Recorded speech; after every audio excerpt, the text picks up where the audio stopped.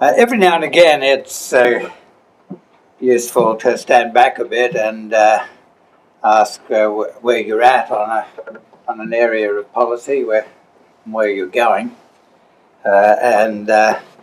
This time of uncertainty about the Trans-Pacific Partnership is probably as good a time as any to take a step backwards and ask where has a major change in the orientation of Australian and Western Pacific trade policy that began early in this century actually taken us, and do we really want to stay on the track that we've been on? I have been a skeptic about free trade agreements for a long time, and that's because I'm a free trader, and there's a big difference between free trade and preferential trade, all the difference in the world. In fact, the United States, the leading economists and trade officials of the United States saw that as the primary distinction in trade policy in the early post-war period. Were you in favour of free trade, or were you in favour of preferential trade? And in the great battles over the establishment of the Bretton Woods institutions in the last years of the war, extending into 1946, that was one of the battles between Britain and the United States, which with Dexter White pushing very strongly on the importance of maintaining multilateral free trade, and Keynes, his counterpart representing the British Treasury, defending or arguing for the right to continue, not to start any new ones, but to continue the preferential arrangements which were already in place, which were mainly the empire preferences that had grown through the 1930s. And that commitment to multilateral free trade remained a very strong commitment of the United States economics profession and United States government for at least the first quarter century, or 30 or 40 years after the war. I remember when there was the early stages of exploration of the idea of a possible deeper, closer integration of Asia-Pacific economies from the late 60s, and in 1968 there was the first of the series of Pacific Trade and Development Conferences that later were elevated by Prime Ministers Fraser and O'Hara into the discussion of the Pacific Community idea at a seminar at ANU in 1979, which became the Pacific Economic Cooperation Council, PEC, which laid a lot of the foundations for APEC. In the very early stages of that discussion, in 1969 and the early 1970s, there was discussion of the possibility of a preferential trade agreement amongst the 5 developed countries of the Asia-Pacific. And I remember the force with which the leading American economists of the day, Harry Johnson, Professor of International Economics at Chicago, also at London at the same time, Dick Cooper, Professor of International Economics at Harvard, at the time, from 76 to 80, which was a crucial time for these discussions, Assistant Secretary for State for Economic Affairs in the Carter administration, recall the force with which they argued against preferential trade, and the need to develop a model for cooperation in the Asia-Pacific that was different, that didn't involve preferential arrangements, which wasn't a free trade agreement, it was free trade. Whatever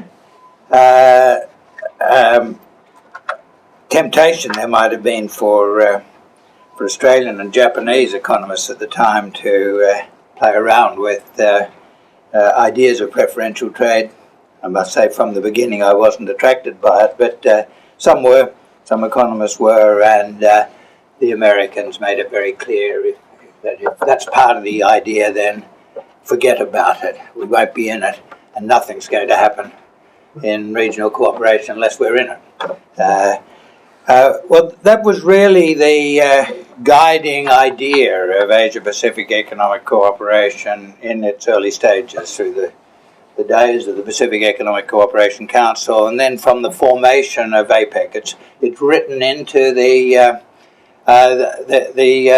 original decision to the first APEC meeting in Canberra in 1989. Andrew Alec was then Assistant Secretary for the Economic branch of Foreign Affairs, and played a big role in all of that. Gareth Evans, as Minister, was shepherding it through. But the commitment to Asia-Pacific economic cooperation through APEC was a commitment to seeking free and open trade in the Asia-Pacific by all of the countries of the region becoming more open, having freer trade with each other and eventually free trade through each of them pursuing opening to the international economy on a non-discriminatory basis, open to everyone. That was the premise on which pretty well every Western Pacific country engaged in major trade liberalisation from the mid-80s until the Asian financial crisis in 97, 98. It was a remarkable period of trade liberalisation and trade expansion without trade discrimination. North Korea wasn't part of it, but pretty well every other economy in the Western Pacific was part of it. Most dramatically, of course, these were the years in which China and Vietnam opened up to the international economy, and China became a major player and then the major player in international trade. And all of its liberalising decisions were decisions it took itself in its own interest. And you had similar decisions on unilateral liberalisation through every one of the ASEAN countries, through Korea, Taiwan and Japan, and Australia and New Zealand. And the changes were most far-reaching in the economies that have been most closed. In Southeast Asia, Indonesia and the Philippines. They were certainly encouraged in that opening by the fact that their trading partners in the Western Pacific were doing similar things. And the APEC ethos and the commitment at the Bogor meeting to free and open trade in the Asia Pacific by 2020, I think that was the year, wasn't it, Alan? Not talked about much these days, but the fact that that was the expressed goal of Asia Pacific leaders at Bogor in Indonesia in 1994 was influential in every one of the countries. Both Indonesia, when it hosted APEC then, and the Philippines, when President Ramos hosted the meeting in Manila 2 years later, but Suharto in Indonesia and Ramos in the Philippines used the fact of the APEC meeting in their own country as an occasion to push forward with announcement of major unilateral liberalisation. And both those steps were very significant, Indonesia in 94 and the Philippines in 96. And of the old ASEAN 5, they were the most closed of the economies, so that was of international significance. I think that framework was also supportive of the radical liberalisation that took place in Australia and New Zealand through the same period. The discussion of the international opportunities and the fact that other countries in our region were liberalising at the same time meant that discussion of removing our protection wasn't seen entirely in defensive terms, but it was in the context of opportunities for expanding Australian exports to the Western Pacific region. And of course, between 83 and 91, the decisions were taken to get rid of virtually all Australian manufacturing protection. The reductions in protection were phased out, were phased in over a number of years, but the decisions taken in that period, 83 to 91. New Zealand, similarly radical decisions compressed into a shorter period, beginning a year or two after Australia. The upshot of all of that was very rapid and large expansion of trade amongst the Western Pacific countries without any trade preferences or formal agreements, without any trade discrimination. In some ways, Australia and New Zealand, which entered into a closer economic relations arrangement, and the ASEAN countries, which committed themselves to an ASEAN free trade area during this period, were exceptions, but not material exceptions. Within ASEAN, in practice, the pursuit of trade liberalisation in every one of the ASEAN countries took the form of non-discriminatory liberalisation. When they'd agreed that Indonesia, for example, was going to reduce its automobile tariffs for ASEAN countries, in practice, the ASEAN countries all reduce their barriers to the rest of the world by a similar amount at the same time. And with Australia and New Zealand, we removed trade barriers with each other. The Closer Economic Relations Agreement signed in 1983, but the preferential dimension of that virtually disappeared because both of us, over the subsequent years, removed our trade barriers. So in a technical or conceptual sense, they were exceptions, but they weren't substantive exceptions. In the APEC discussion in those early years, there was a lot of discussion of what came to be called trade facilitation, removing inadvertent institutional and other barriers to trade. And the work that was done on trade facilitation was in its nature non-discriminatory, and was also ended up being highly influential internationally, and some of the themes of that work have been taken into the WTO and into the broader international discussion.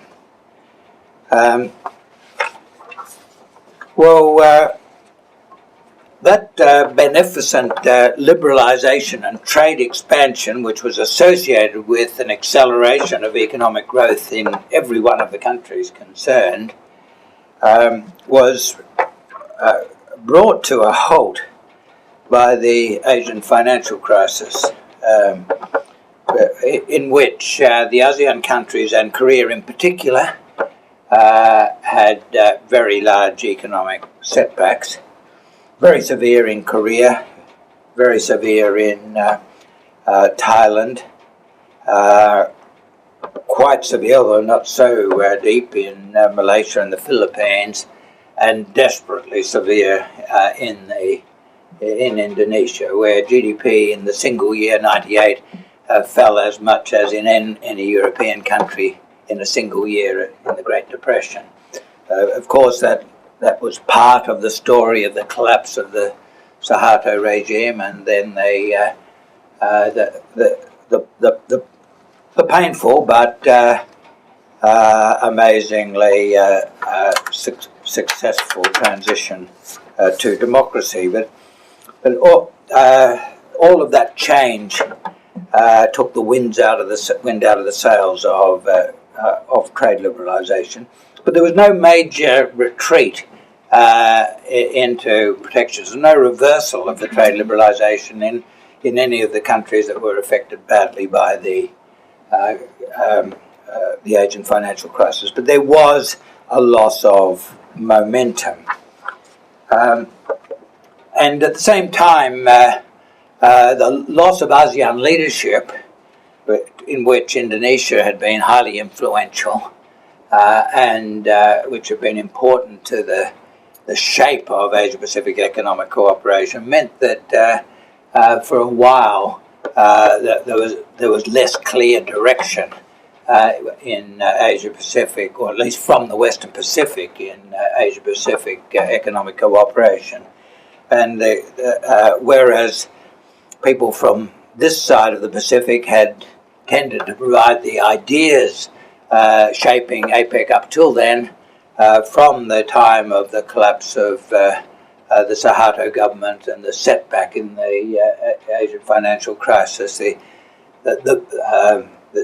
idea stopped coming out from this region, and American ideas filled the vacuum.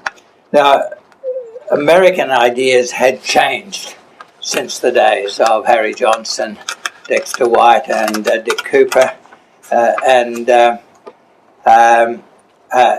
idea of preferential trade had been growing in the United States through the 90s. That was partly influenced by the formation of NAFTA, the North American Free Trade Agreement, which, like the Australia-New Zealand arrangement and the ASEAN arrangement, it was an arrangement amongst neighbours with political motives as much as economic, but that in the United States was instrumental in reshaping some people's views of preferential trade, and so we started to get stronger views from across the Pacific on the advantages of preferential trade, and the election of the Bush Jr. administration in 2000 created an opportunity for the Australian government to seek closer relations with a Republican administration to which it felt some warmth through an especially close trading arrangement, a preferential free trade agreement. This was the first major breach in the Western Pacific to the commitment to multilateral trade. The Australian interest in negotiating a free trade agreement with the United States was first expressed even before the election of Bush in November. And then our diplomats in Washington were onto it as soon as the government took office. It took a very long time to negotiate and set off some tremors in this part of the world. I might indirectly have been responsible for some of the unfortunate tremors. I remember a discussion of the US FTA in Adelaide, of which I was present, and Trade Minister Tim Fisher was, was it Tim? No, it was Mark Vaile. Mark Vaile was describing the value of the US-Australia FTA, and I questioned him on it and said that, does it really make strategic sense for us systematically to discriminate against the imports of our major prospective export markets? Does it really make sense to discriminate against Japan and Korea in imports of cars by giving freer access to American export? Does it really make sense to systematically to discriminate against our neighbours in the Western Pacific, who were becoming overwhelmingly our major export markets? And Mark Vaile said, "Well, Ross, you've got a point there. I'll try to negotiate an FTA with China." And to my regret, the minister came back to Canberra and started work on exactly that. But first, this was a surprise for Chinese officials because they had spent 10 years negotiating entry to the multilateral organization. They'd signed on to multilateralism. They'd liberalized hugely without trade discrimination through the 80s and 90s. From 1986, they were working very closely with us on their proposal to enter the GATT. They'd asked for, when I was in Beijing in 86, the Minister for Trade in China, Minister for Commerce, asked if we could provide people from our trade ministry to sit in their trade ministry and help them work on entry to the GATT. And we did that, and that was enormously productive. But here was the country that had worked with them on commitment to multilateral free trade, proposing a preferential agreement. They scratched their head at first and then thought, well, why not? Well, we were a bit fussy about what we wanted in an FTA. We wanted access for certain services and certain agricultural products where China was wanting to put some limits on them. New Zealand and the ASEAN countries had no such qualms. They had very specific objectives.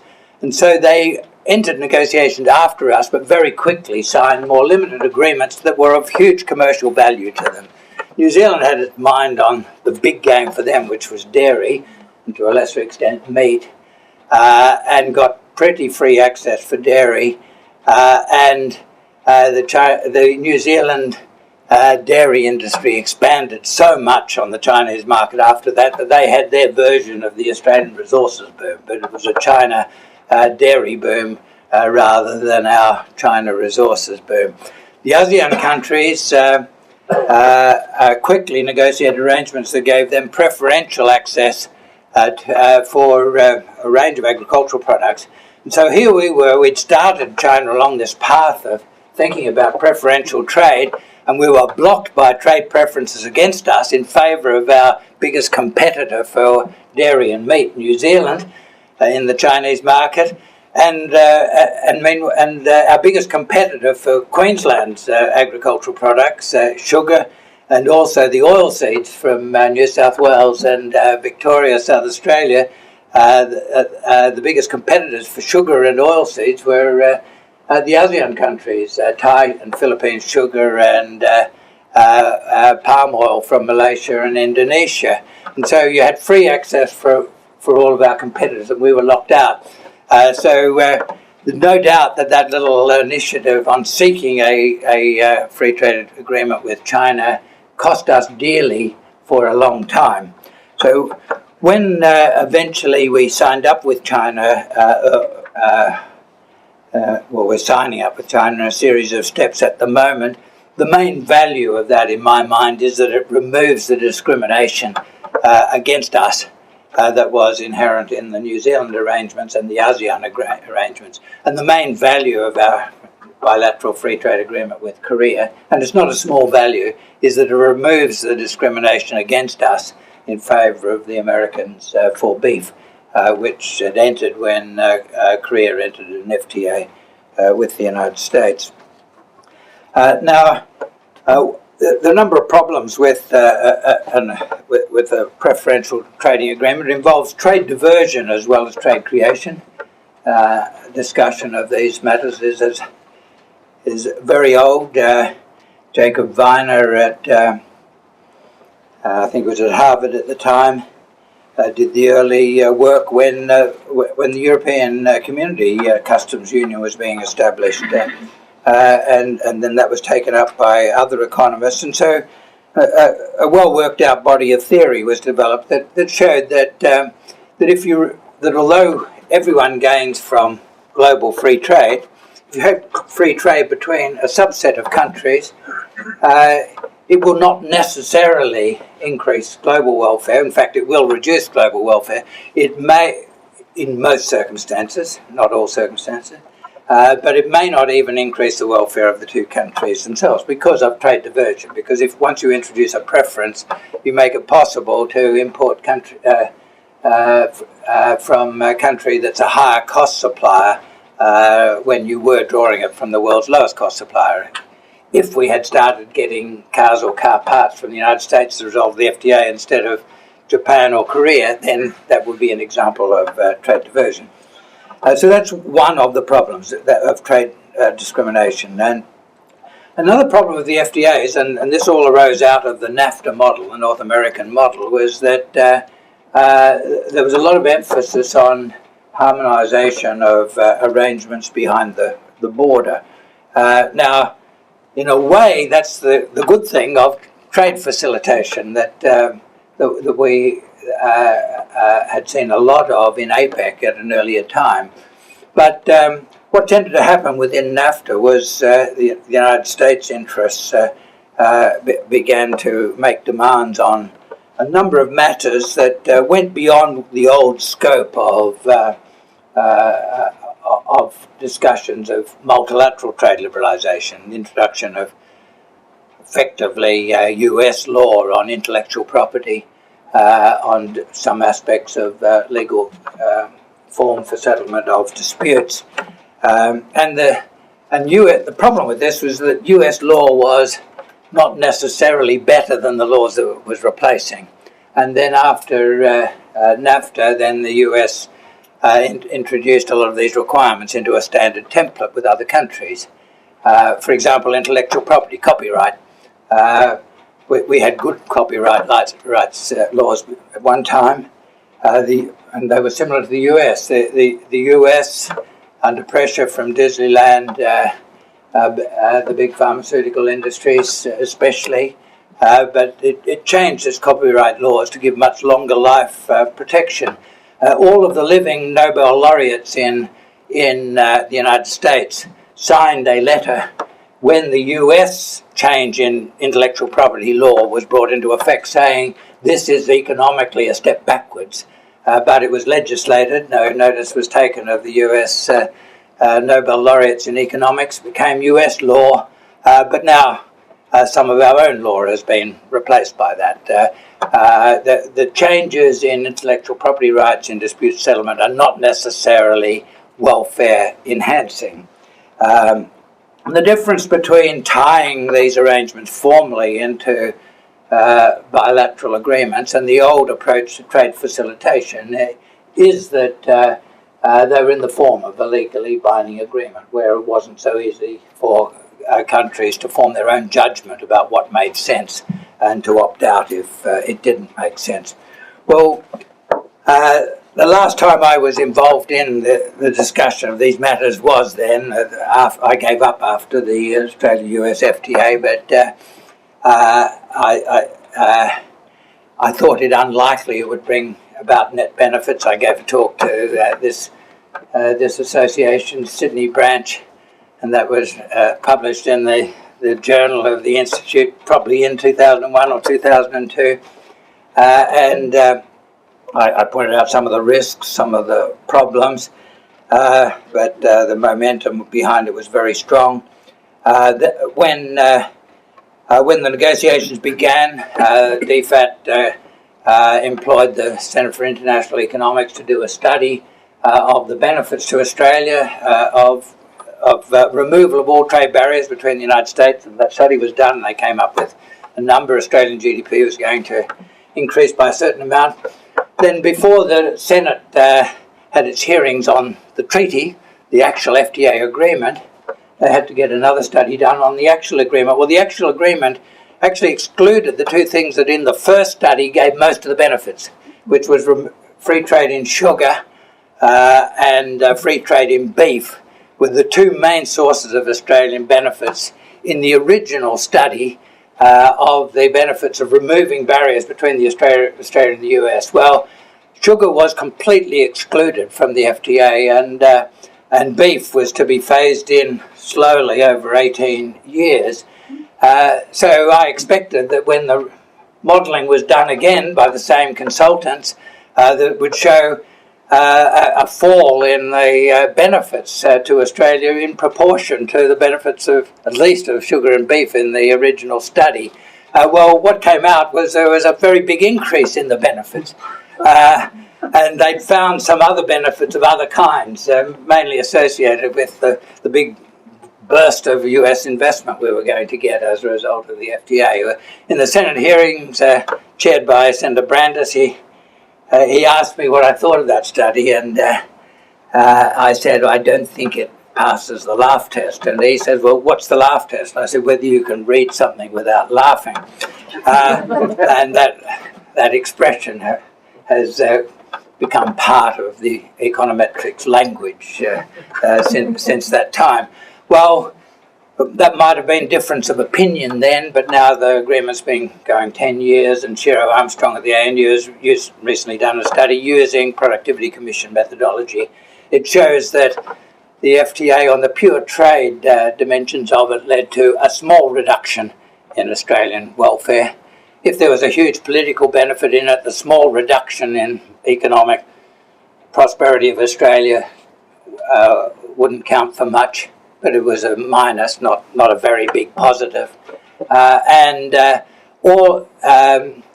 He just focused on the trade issues. The behind-the-border issues are unambiguously negative for Australia, and if you talk to the lawyers working for the generic pharmaceuticals industries, they'll tell you that their life is much harder in trying to bring on into production earlier rather than later generic variations on the high-cost brand names of pharmaceuticals.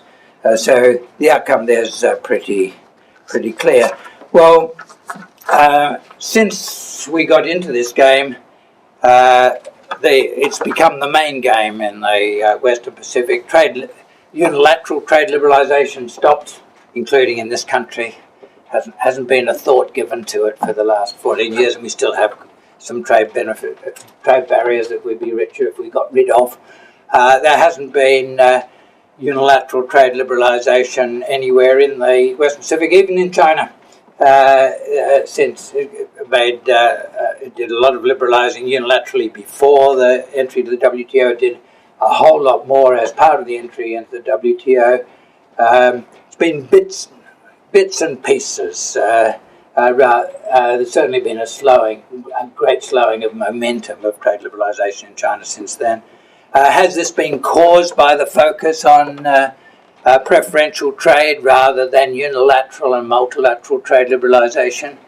I think so. I think that once you get into a negotiation, especially a bilateral negotiation on liberalisation of trade, your mind goes into the wrong place. You start thinking of the concessions you'll have to make to get someone else to liberalise. Now, Australia benefited hugely from getting rid of its own protection. China benefited hugely from getting rid of its own protection.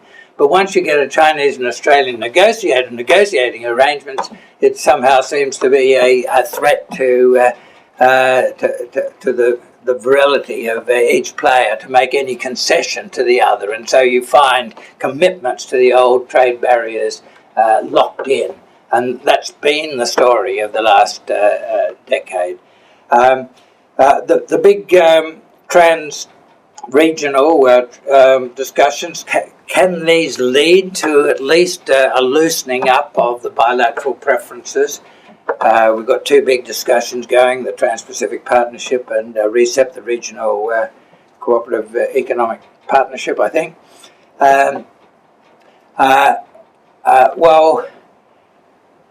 In principle they might, but in practice I'm very doubtful. There's a need for it. The proliferation of preferential arrangements, the spaghetti bowl, as Jagdish Bhagwati has described it, and as I've got in the flyer for this meeting, has hugely increased transactions costs. I was talking to a Thai economist at a meeting in Singapore last week. He said that a Thai importer now faces a tariff with 10 different columns.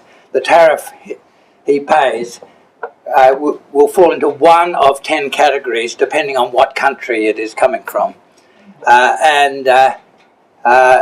made the comment to me that it's a Thai bureaucrat's pleasure cavern, and it's a corrupt Thai bureaucrat's heaven, taking decisions on whether this product on this boat came from Australia or the United States or Singapore. It's hugely increased transaction costs, so much so that some countries that have signed lots of these bilateral trade agreements, the business people in them don't use them because of the high transaction costs and such detailed intervention in policy cuts across the globalization of production, where these days the cheapest way to make anything is to bring parts from lots of different countries and bring them all together. Well, that's all difficult when you've got such a differentiated tariff regime. Could you get rid of this with having the same regime for all the TPP countries, all the RCEP countries? Well, in principle you could, but we'll have to look at the fine print, and it's easier said than done. And there's a big risk along the way. The three big countries of Asia are not members of the TPP. China, Indonesia and India. And for the future of Australia, economically as well as strategically, they're pretty important countries. And the whole dynamics of trade discrimination is that once you've got it, the recipients of preferences fight quite hard to keep it. And so it's not going to be very easy if TPP is formed to unwind that to let in Indonesia, India and China. That will set up another dynamic for a different sort of opening of trade amongst the excluded countries. I think that will help to build an Asia-Pacific that's much harder for Australia to live in. Thanks. Right. Thanks, Professor Garnaut. We've got now about 20 minutes.